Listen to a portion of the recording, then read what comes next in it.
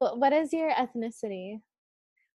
So my dad is Indian. He was born and raised in India, and then my mom is technically white, but she's actually pretty close to her roots. So her grandparents came over.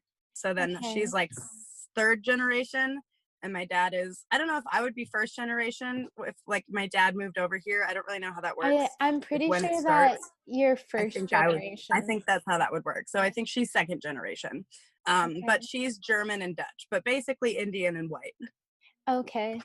And then what Hmm. was your household like? Did you guys practice a lot of Indian traditions? Well, so it's actually funny because we like my dad. We always joke like he's like the worst Indian ever. Like he in India, he was raised Catholic. He has Oh, like Yeah, so he has a bunch of brothers and sisters, and they all have like really like English biblical names. Like his name is Newton, and his brother is like Russell and Maria. You know what I mean? Like, okay. all very like white sounding names. And then they spoke English mostly growing up. Like he learned Hindi in school, but he doesn't really Okay. like speak it.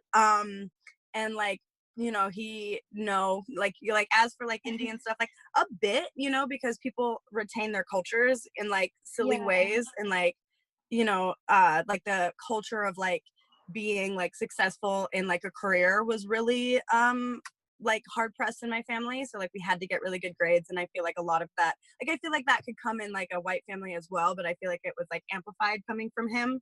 You know what I Yeah, mean? Very much. like a B is not okay. No, not okay. Like a low A is not okay. Like I remember I got a Yeah. 95 one time, and he was like, "Why didn't you get 100? Like what were you doing? Why Oh did you my miss those gosh. questions?" And it never really Mm, bothered me, but like also it made it really hard to like decide what I wanted to do, because I like was bred to be a lawyer. So like always yeah. growing up, they're like, "Oh yeah, you'll be a lawyer. Like you do this and this, and like, oh, you're gonna be so good at it. Like you're so great with this and that, and like whatever."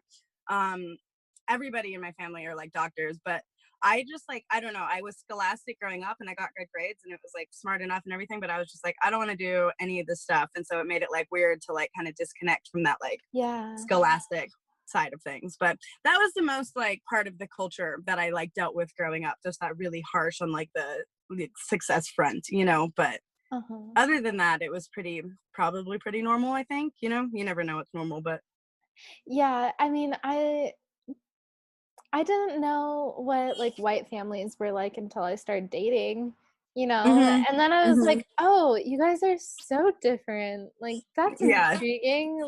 hmm Like I just for some reason like family board game night just like stuck with me. Like a lot of my white friends, like their families would like once a week do like board game nights and Oh, yeah, I'm we didn't like, do yeah. that. I don't know. I always was like, that sounds cool. I wish my family did that. But Yeah, we didn't do that. so do you cook a lot of Indian food? He cooks a lot of Indian food. I never really so I'm pretty like estranged from my dad anymore. Ever since I was like Okay. 16, we like kind of like had a big falling out, and I kind of stopped like seeing him very much. So my parents got divorced when I was like 11 or 12 or something like that, and Okay. so then we did like split houses until I was like 16, and then my dad and I got in like a huge incident, and so then ever since then I haven't really gone over. And then obviously I turned into an adult, and we still kind of don't keep up. But I know that like growing up he would cook like Indian food and stuff like that, and we would go over there. Like we would go to India and visit his family, and a lot of his family lives in like Nice. London and stuff, so we were always like going over there and having like their food. And his family is like way more Indian seeming than he is, because like my aunt, she still lives in India, and she like wears like saris and stuff, like traditional dress, and is Uh-huh. always posting like Indian recipes online. But my dad's definitely gotten pretty whitewashed in like the 25 years or so that he's lived here. Did he move um to Montana right away? no, he moved to Chicago, I'm pretty sure, and then he did like his like residencies for, because he's a doctor. Uh-huh. And so he like did that sort of stuff. But I think since he has like a foreign medical degree, that it was like harder to get jobs in like those bigger cities, or maybe he just preferred. But then I mean, he lived in then Nebraska, and then he moved to Montana uh Okay. like 20 years ago or so. So are you from Missoula? I technically, I say that I am because I moved here when I was 5, but Mhm. technically I was born in St. Louis, Missouri, and then we moved to Nebraska for like 5 years. And I kind of remember living in Nebraska, but I really feel like I'm from here, you know? Okay. But Yeah. did I say Montana or Missoula? You're from Missoula. Missoula? I've never lived anywhere else in Montana. Oh, okay. Well, Yeah, that's we moved to kind of Missoula. nice. No, yeah, totally. I definitely like it here like a lot. I'm glad that I ended up here, which is really random journey for my dad to end up here, but you know. Yeah. One What funny thing was about Oh, what? go ahead. One funny thing about growing up, like looking like my dad, but having my mom like be my main, like, I don't know, parent, you know, because I Yeah. stopped like kind of going to my dad's house. So I was really just with my mom all the time and like traveling with her and stuff.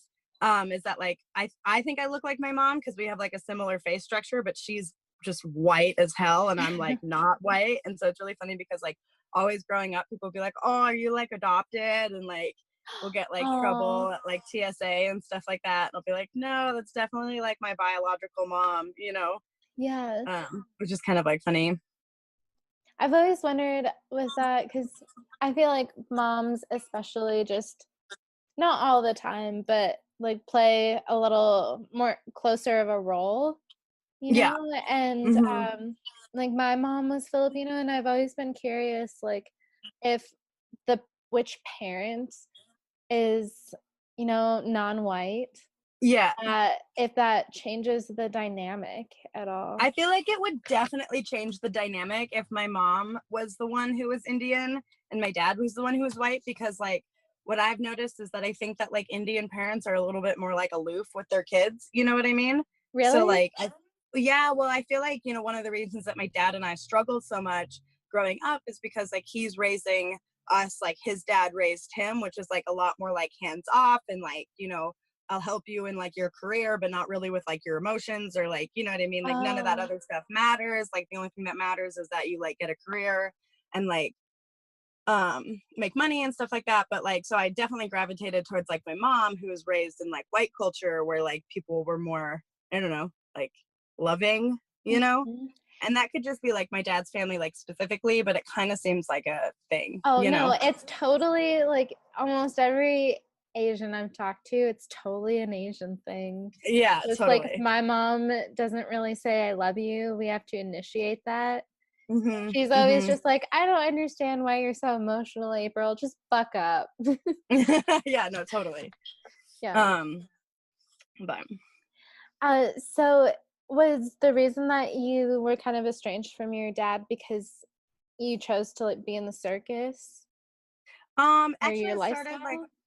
no, it actually started before that.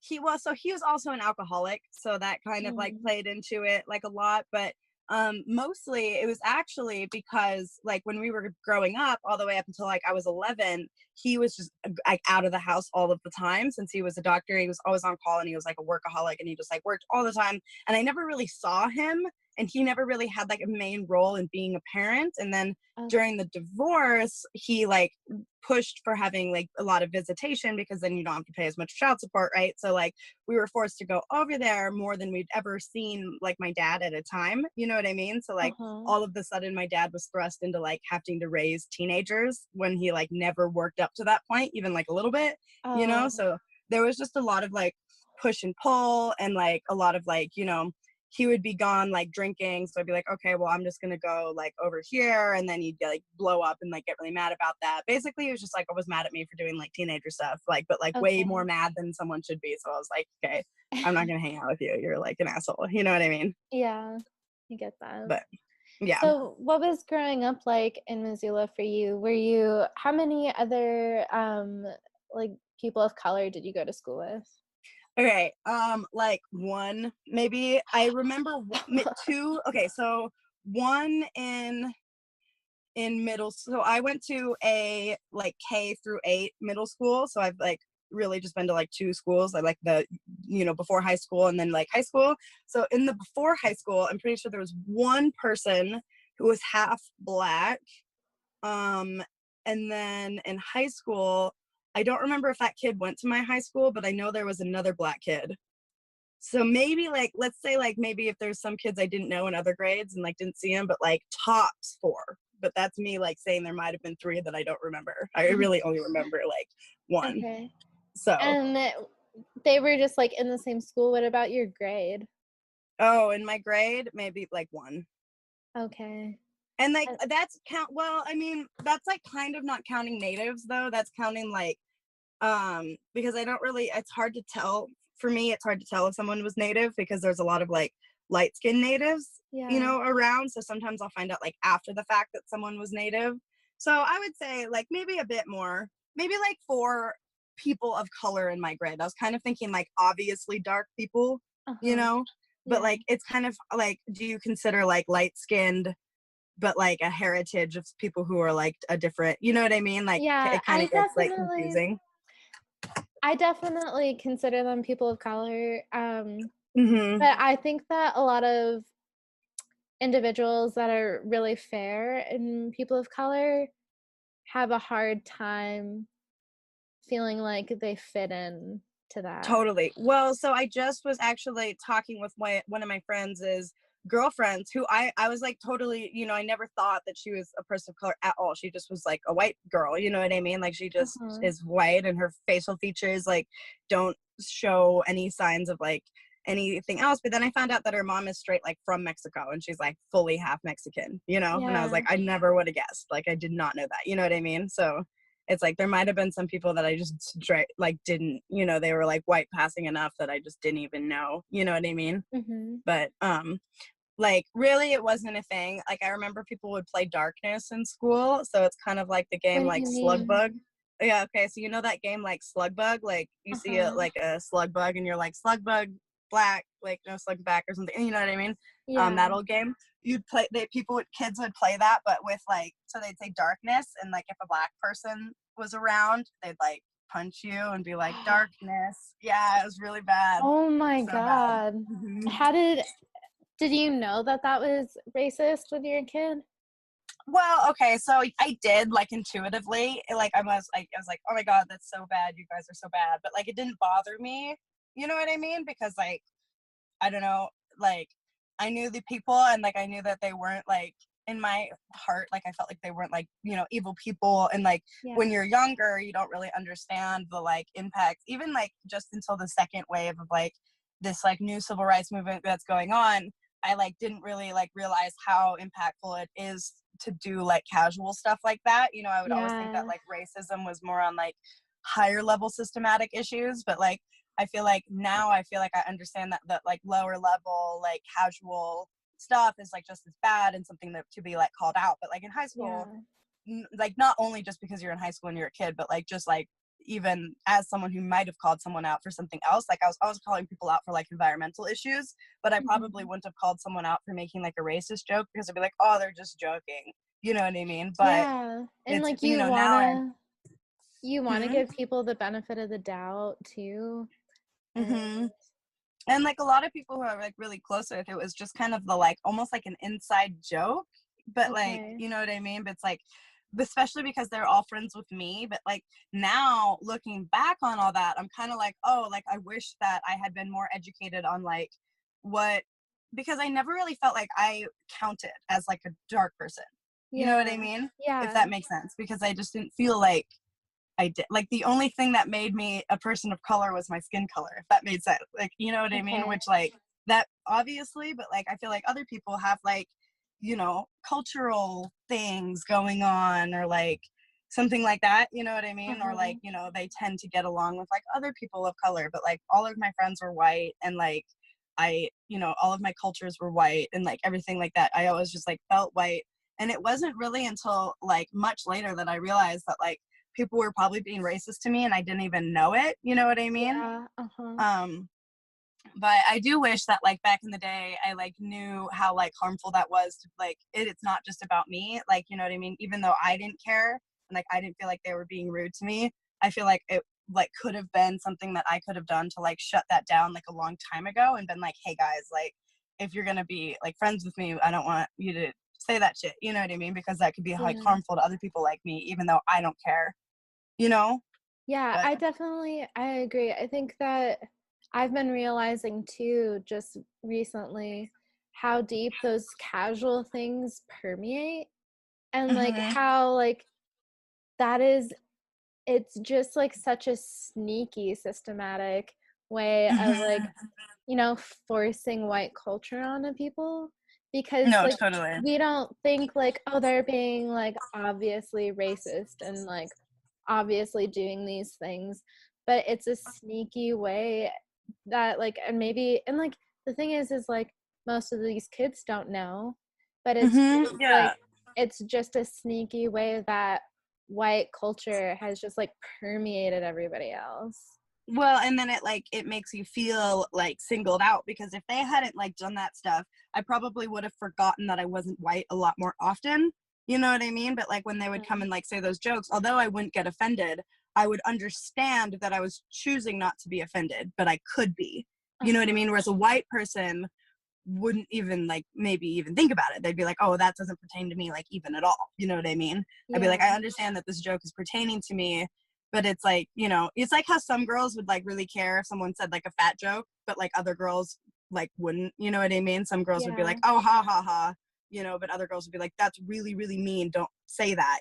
Like, so I Mhm. was just kind of on that scale where I just genuinely didn't care, but like I did understand that they were talking about me, if that makes sense.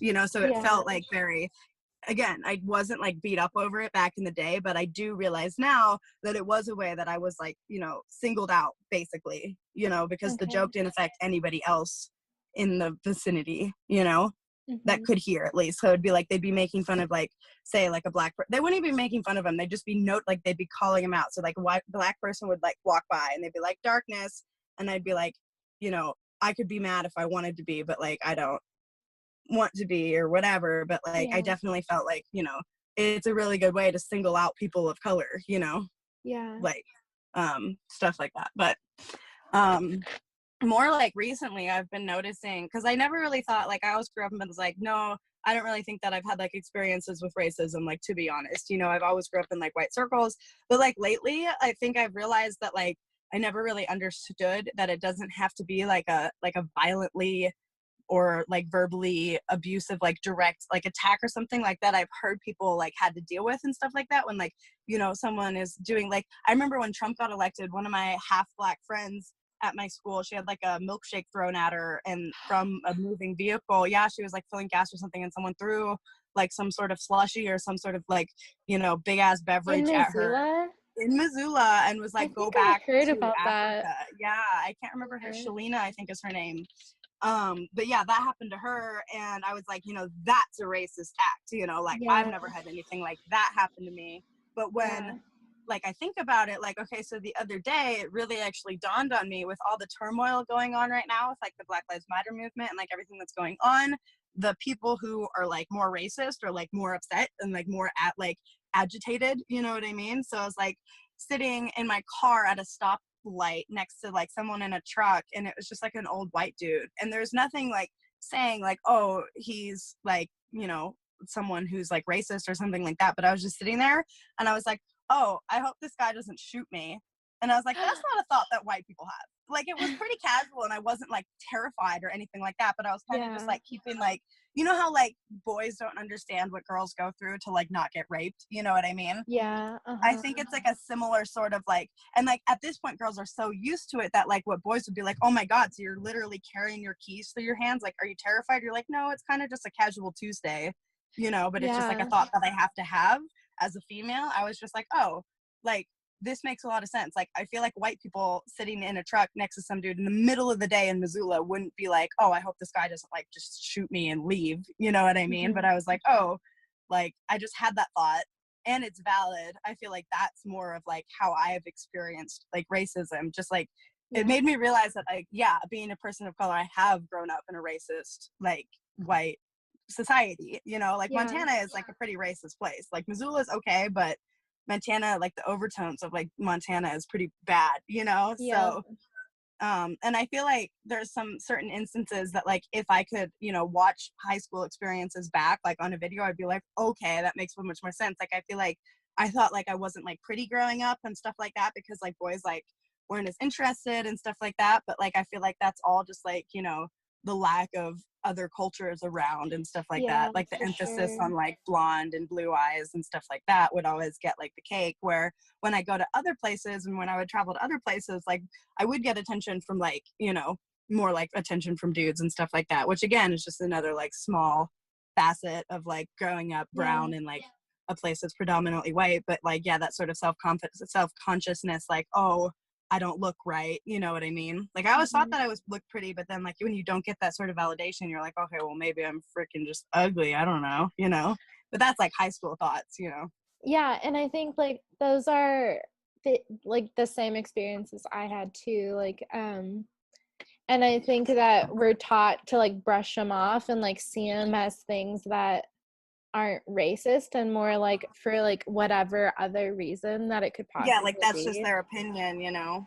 Yeah. And like But my mom would talk to me and she'd be like, she'd say something and she was like calling people out on like being racist. And my mom always does it in a comedic way. It's like mm-hmm. very rarely, like unless someone actually means to be racist towards her, she kind of just like talks about it in a lighthearted way.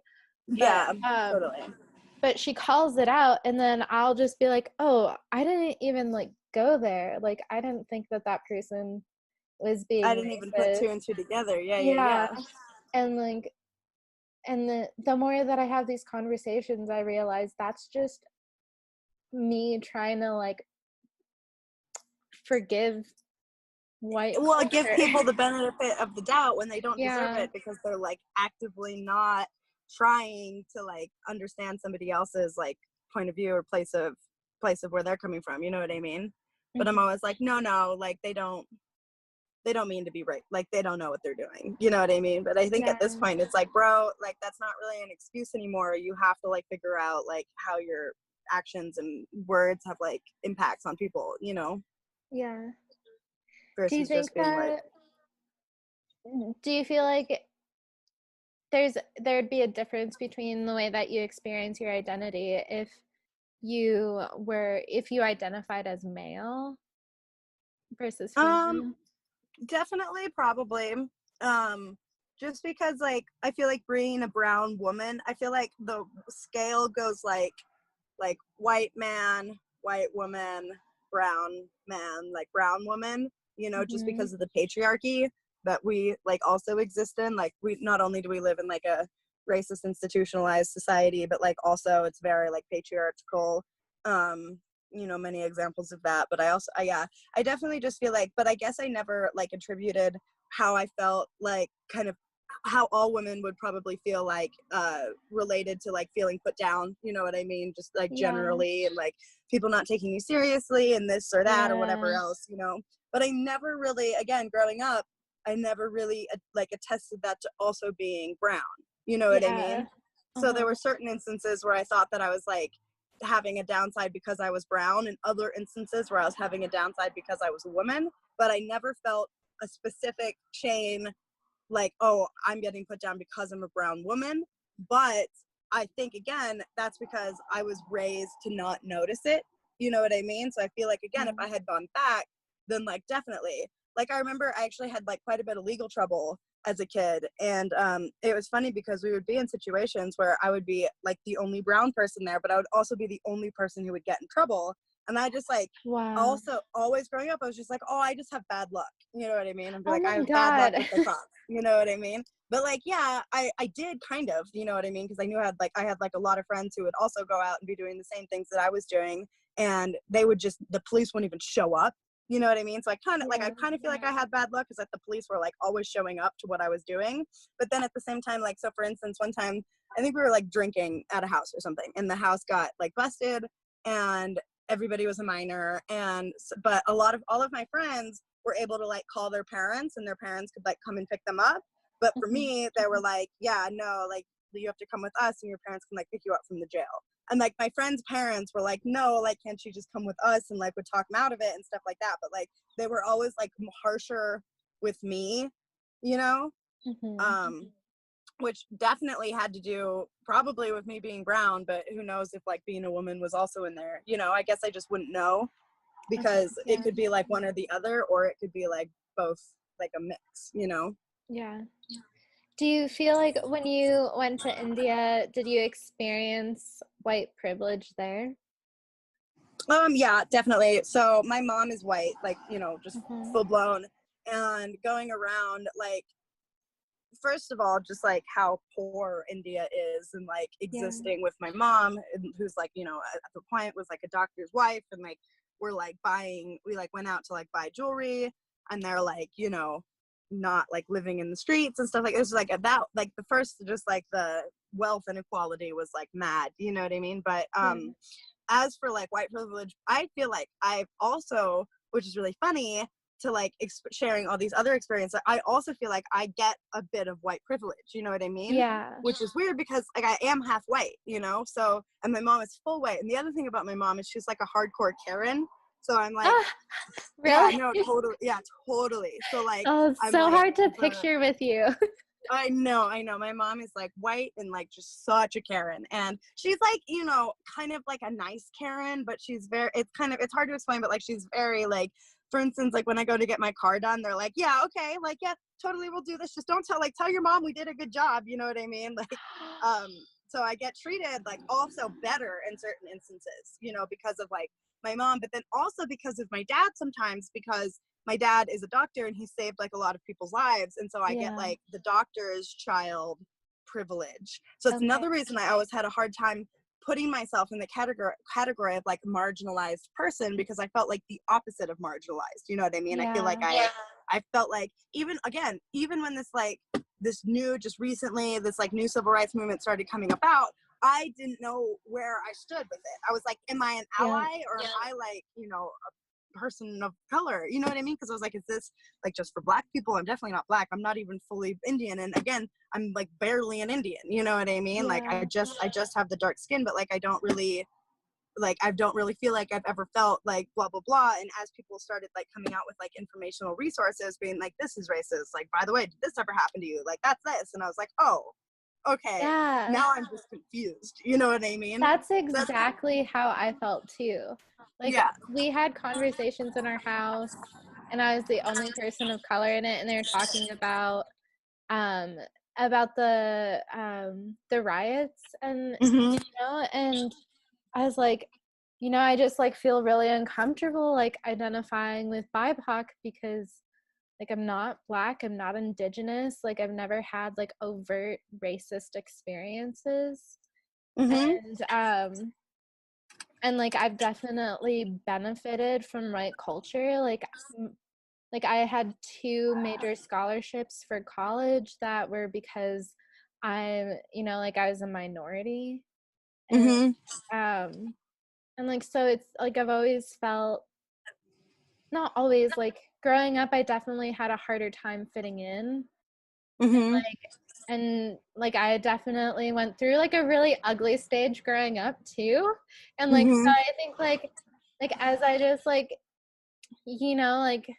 stopped being so fucking ugly and like Like transformed and with just it. like I don't like I think that I stopped having such a hard time in school. Like, people weren't as like, oh, she's the brown girl anymore. Mm-hmm. Like, Mm-hmm. so Yeah. it was always really confusing. And then my mom also deflected a lot of it, just like right from the beginning, by being like, you're Filipino, you're not American, like, or well, you're not white because we're citizens.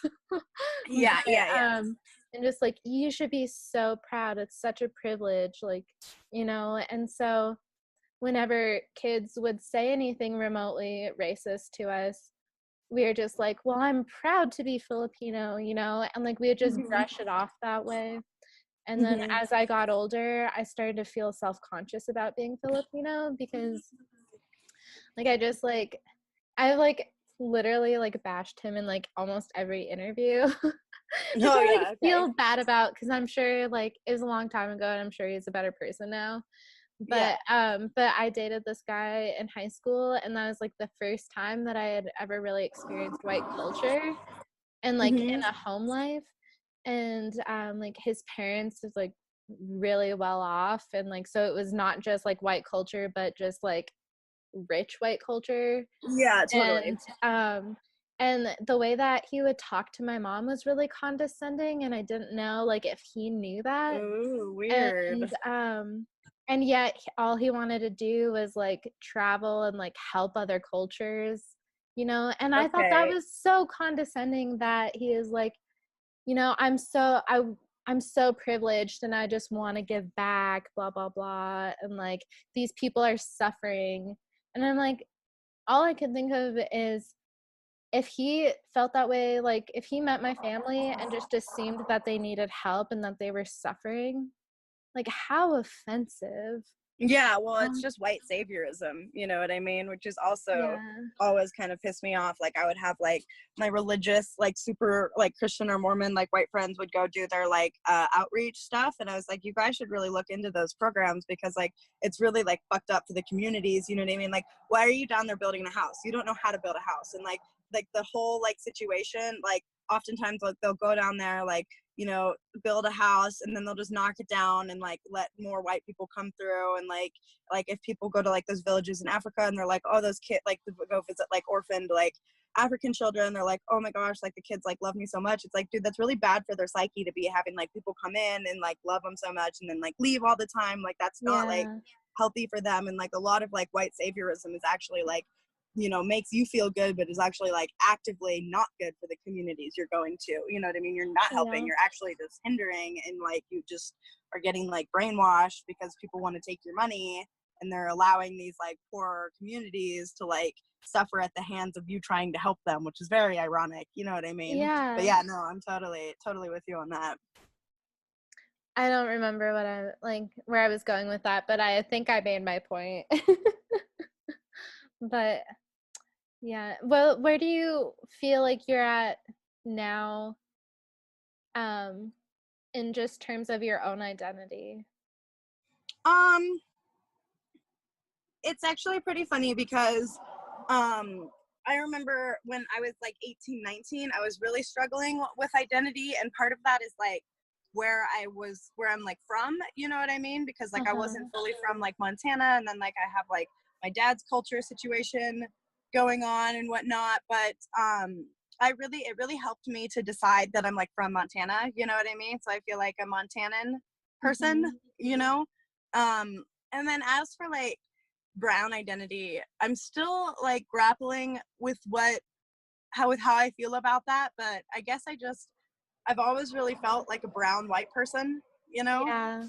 um so I'll probably continue feeling like that. And again, it's because I mean one of the big reasons is my mom being a white person. So I am, you know, half white, and like we talked about, like I have benefited from white privilege. And I almost feel like that, like since white privilege is like so strong, it almost overcasts like my experiences like as a brown person in a negative way. I do feel like I'm always gonna have to be careful in this world, you know, and to Yeah. like I feel like it's something I really need to like practice thinking of myself as for my own safety. You know What what do I you mean? mean? No, what do you mean? Well, okay, so like if I think of myself as a white person and go ahead and act like a white person and like go into Mm. places, into like really racist places, like if I just like tromped into like Alabama by myself and like started like acting up and stuff or like mouthing off to cops or something like a white person was able to do, I would probably get myself into trouble, right? You know, because I have Yeah. brown skin. So I just need to like I feel like I need to practice thinking of myself as a brown person and like, you know, be aware more, especially if I like leave my safe bubble and go to places. I really need to like not only think of myself as a white person, because like again, it's not good for your safety because you have to like know that people don't treat brown people fairly, you know what I mean? So I Yeah. can't act as like a white person or I'm going to get myself into trouble in certain instances, you know. Yeah. I don't know if that makes sense, but No, that does make sense. Um, do you feel like the movement is like pushing towards not having to think about being a brown person so much? I think the movement is like first blush, like I think the movement is good. I Yeah. think the movement would be like, yeah, you know, I think they're trying to make it so like, you know, one of the huge things is like police brutality, obviously, is what they're talking about. Like, I've had experiences not with police brutality, but with unfair treatment of the police because I was brown. And I think that's a huge thing. And I think that the movement is pushing towards that, but will we see that in my lifetime where I don't have to be careful in certain situations? I don't think so. But could we see a lot of like legal change where it's like, hey man, this is just the law, and like you broke the law, and like that's where we're at? That's what like I kind of think that people are more realistically trying to push for. I feel like you can't push for like a non-racist society while a lot of like these older people who are like clinging on to racism are alive. I feel like it has to die out like more naturally. But I think what's going to help a lot is having like the legal tenor be on the like people of color side, at least like have them be in like an equal playing field. I think if we didn't get used to hearing stories about how like Black people just got like straight murdered by the police and are like, yeah, well, you know, that happens. Like, I feel like that is kind of what they're trying to like take away, the normalization of just like extreme situations, you know. But I feel like more of the situations I'm talking about are going to have to fizzle out over like a long time, you know, because like already there are like racist people my age, you know. So, and like I feel like as soon as you're racist, I feel like it doesn't really, like, I don't know if they allowed themselves to become racist, I don't understand how they would like magically not be racist, you know what I mean? So I'm not saying it's okay, but I don't expect that, and I feel like a lot of the people who are in this movement don't expect it either. But I just feel like people want to have it be like legally racism is not okay, you know what I mean? Like, our cops can't be this racist, like we can't, like, so many things that are happening right now need to like stop happening. But like, do I think that they're pushing for like an totally like nobody's racist at all? I feel like that's just unrealistic right now, you know. But I feel like that's where they would love to have like it go. Like I wish that, like, I think they would like to have like education in schools and like think like you know how we have like anti-bullying campaigns, and nobody thinks that bullying is gonna like ever fully go away, but like, you know, it's a problem, and so they're like, okay, let's try to help the problem, and like try and to there's teach a no kids young. tolerance No tolerance and stuff like that. Like, it's always gonna happen. Like, it's never gonna stop happening, because like I feel like bullying is more like a dark side of human nature. I don't think racism is. I think that racism is just taught. But I do think a lot of the reasons that people are racist are human nature. So I think like fear is human nature, and I think people fear what they don't know. So if they're taught to like be alienated from Black people, and they're taught to fear Black people, and they're taught that they're this way or this way, I feel like that perpetuates racism. So I think that like certain elements of why people are racist is human nature, and I feel like that's why it won't go away on its own or quickly at all, you know what I mean? But I think just coming to a zero tolerance, like you said, where it's like, okay, yeah, if you're gonna be racist, I can't stop you, but at least you can't act on it, you know, in public. You know, if you want to be racist behind closed doors, like, whatever, fine. But like, it just needs to be like stricter and like illegal in a societal sense, you know, which I think is what people are pushing for, personally. But okay, and then with your identity though, are you interested in seeing yourself more as a person of color instead of just like outside of racism? I don't really, I would kind of like, where I would like to be with it is where it isn't a big, like, you know how you've heard of people who say like, I don't see color, and you know how that's like bad and toxic in its ways, because you're like basically ignoring the plight of those people and like not like seeing how that they've been affected by the way that their skin color is, and that's like a problem, right? You know, like right now I would like to, like, kind of like what you're saying, like with this, where this movement is going, I don't want to like, I would like it to be a place where I didn't have to think about it, you know what I mean? I could just be me, and I didn't have to be, I never want to feel like, I don't feel special because of it, but I also don't want to feel marginalized because of it. Like, either way, I feel like it's just like, should just be like kind of like, especially with the world becoming more like global, and like more cultures are like mixing and like becoming like a melting pot, even in the States always, but like around the world even more so than it ever has been. I feel like getting to a place one day, especially like in the, probably after I'm dead, you know what I mean, but like super future, of like where people didn't have to see color as much, you know what I mean, where it was just like, we are just like people on this earth, and you look the way you do, and like whatever, that's like whatever, you know, but like I would like it. Obviously right now I see color because you need to see people's like struggle and you need to see like where people are coming from and stuff like that, but like I don't really care to like identify more as a brown person, you know what I mean? Like I feel like I just like identify as a person, and I do wish that this whole thing wasn't a thing, you know what I mean? Like I wish that people from so long ago weren't dicks about other people's appearance, you know, but here we are, now we have to deal with that, and I understand that, but like I do wish that like I just wish that it wasn't like an issue. Like I wish that like, you know, like we just looked like ways that we looked, and that was that, you know? So then at this point of the movement, do you feel like you are solidly part of BIPOC? I would feel so, yeah, I do. Okay. And just because I am, you know what I mean? Yeah. I am a person of color. I have a lot of melanin in my skin. But what did it take from the beginning until now for you to like go from not feeling confident and identifying with it to feeling confident? And so that's an interesting question. I don't really know when the switch happened because I did grapple with that in the beginning. Like, where do I stand? I definitely don't feel like I feel like I should keep my voice not so drowning out like real Black people, if you know what I mean, because I feel like the people affected by racism like the most in this country and like the most often are Black people, and especially since like, you know, I have like white people hair, like my hair isn't like nappy or anything like that, so like there's certain elements that I think that Black people have to deal with that like other brown and like indigenous and like other cultures don't have to deal with, like that's a little bit more extreme in their camp, but they are like BIPOC.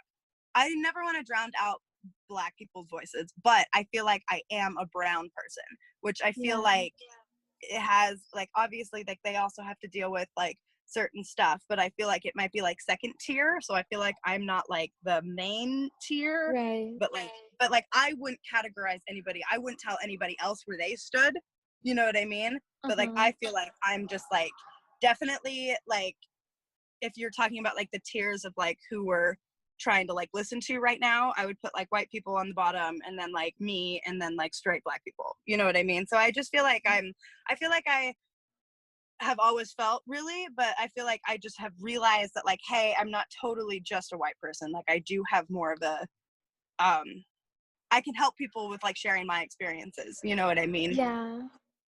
But I wouldn't say that like, for instance, there's this like fundraiser that's going out, this like scholarship that my friend organized for circus artists to get like tuition, and I'm like debating whether or not I would feel like right applying for it, you know what I mean? Okay, because it's for BIPOC? It's for BIPOC, so I'm totally eligible to apply for it, but I don't know if like I haven't had any struggles, like I have had struggles paying for my tuition, but I don't think it has anything to do with me being brown, you know what I mean?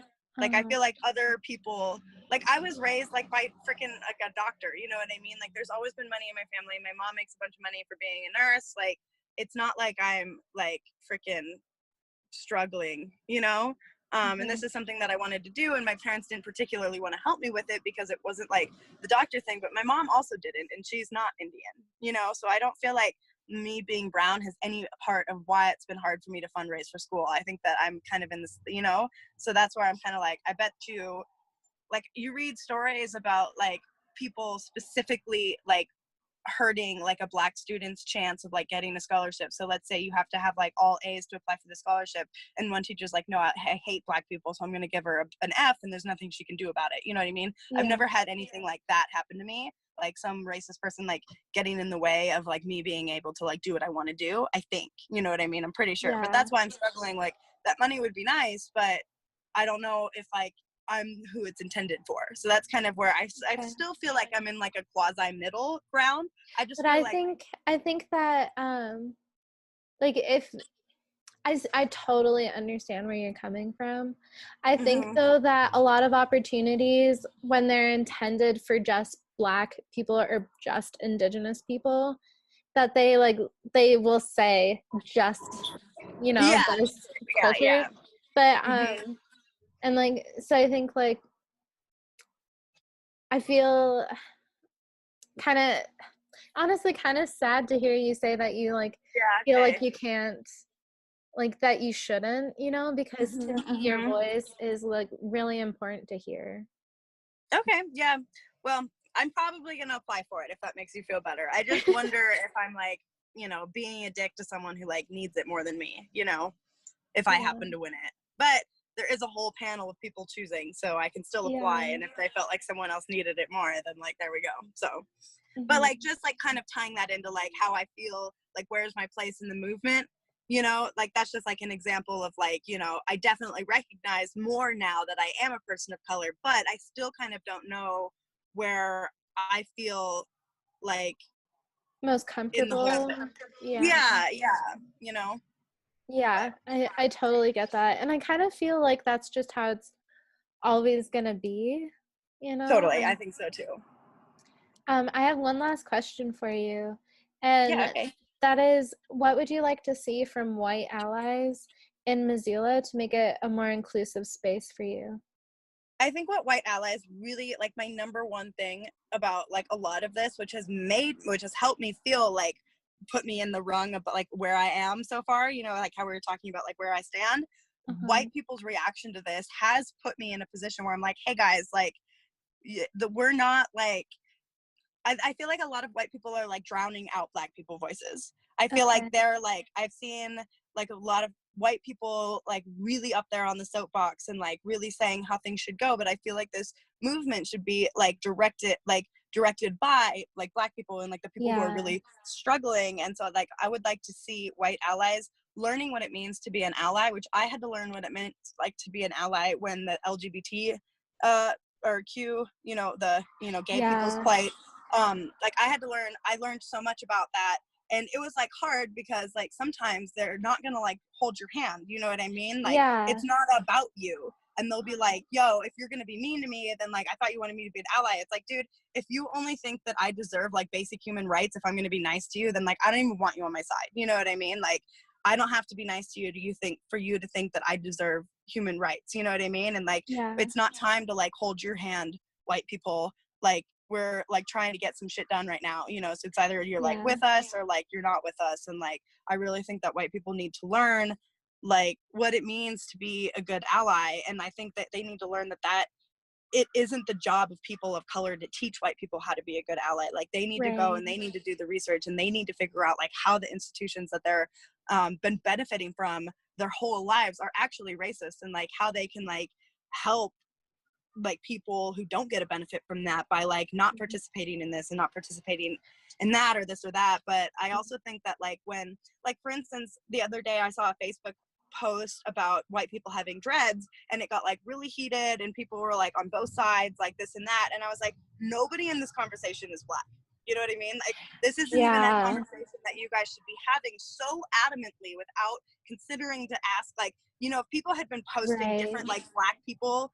say like making videos, because I've seen two different videos of black people, one really saying like white people can have dreads, nobody cares, and one being like, hey, maybe you shouldn't have dreads. Maybe we should have posted those videos and discussed what they were saying instead of just Yeah. like deciding for yourself like that's a shitty thing to do, like no, I can do that if I want, like blah blah blah, like it doesn't matter what I like. Well, I I did share agree. mine, you There's know, like, but there is a lot of these conversations, and they are just between white people, and I'm like, what are you doing?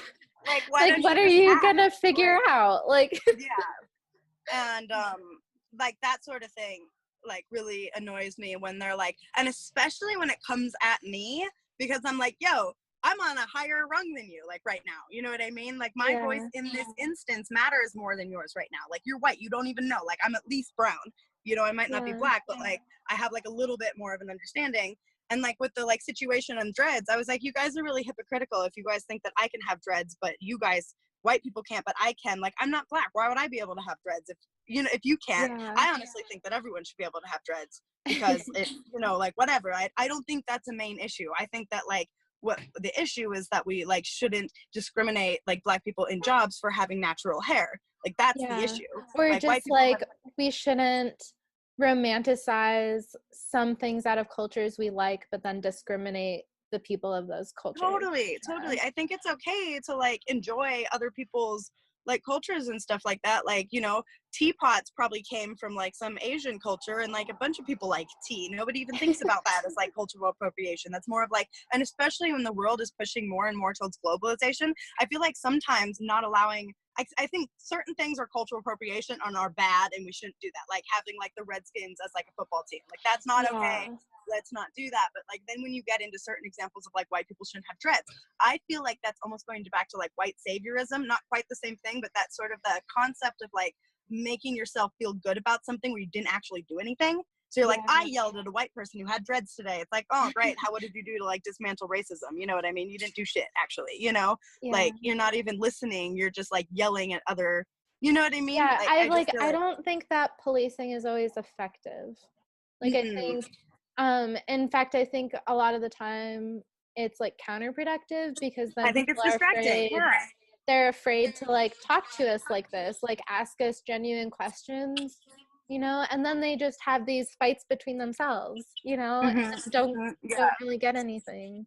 And so and then they get over it, you know what I mean? They're over it for the day now. They already had their like racist fight discussion, and like they did a great job and they're done with it, you know? But it's like, dude, you really didn't like do anything. And if you're not going to do anything, that's fine, but at least then sit back and listen and let the Black voices be like amplified, you know?